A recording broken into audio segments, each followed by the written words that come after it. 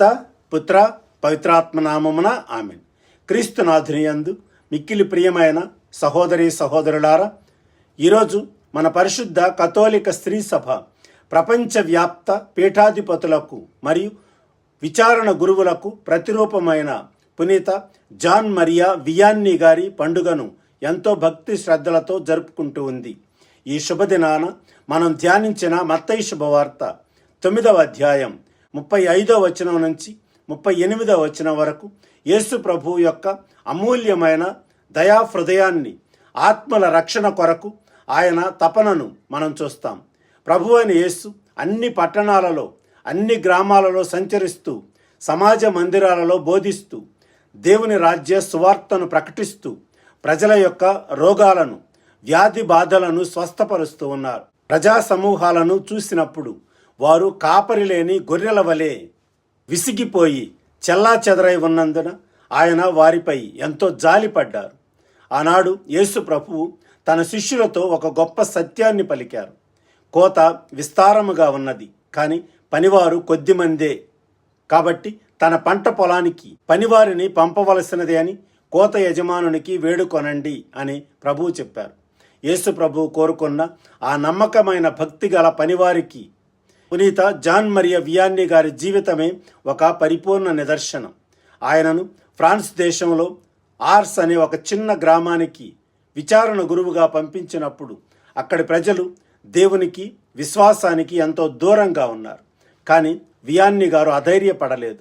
ఆయన రేయింబవళ్ళు మోకాళ్లపై ఉండి ఉపవాసాలు, ప్రార్థనలు చేస్తూ ఆ ఆత్మల రక్షణ కోసం కన్నీటితో ప్రార్థన చేశారు.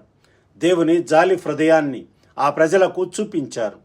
ఆయన రోజుకు 16 నుండి 18 గంటల పాటు పాప సంకీర్తన, దివ్య సంస్కారం వద్దే కూర్చొని లక్షలాది మంది పాపులను దేవుని క్షమాపణ వైపునకు నడిపించారు. కాపరి లేని గొర్రెల లాంటి ప్రజలకు ఆయన ఒక ఉత్తమ కాపరిగా మారారు.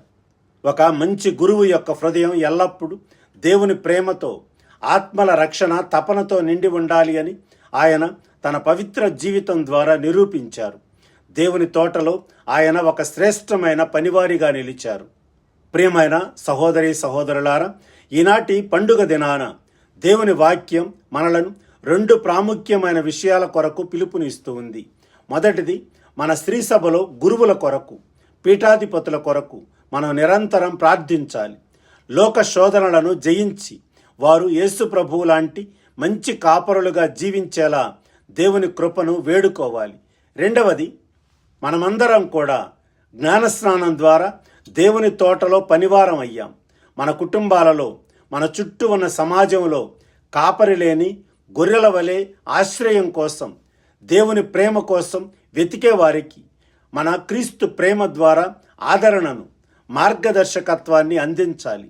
ఈ పవిత్ర దినాన గురువుల ప్రతిరూపమైన పునీత జాన్ మరియా వియాన్నీ గారి విజ్ఞాపన ప్రార్థన ద్వారా మన స్త్రీ సభను పరిశుద్ధమైన దైవ సేవకులతో ఆశీర్వదించుమని ప్రభువును భక్తిగా వేడుకొందాం. మన హృదయాలలో దైవ భక్తిని, ఆత్మల రక్షణ పట్ల ఆసక్తిని పెంచుకుంటూ జీవిద్దాం. ఈ పరిశుద్ధుని ఆశీస్సులు మనందరికీ, ముఖ్యంగా మన గురువులకు, సేవకులకు సదా తోడై ఉండునుగాక. పిత పుత్ర పవిత్రాత్మ నామమున ఆమెన్. God bless you.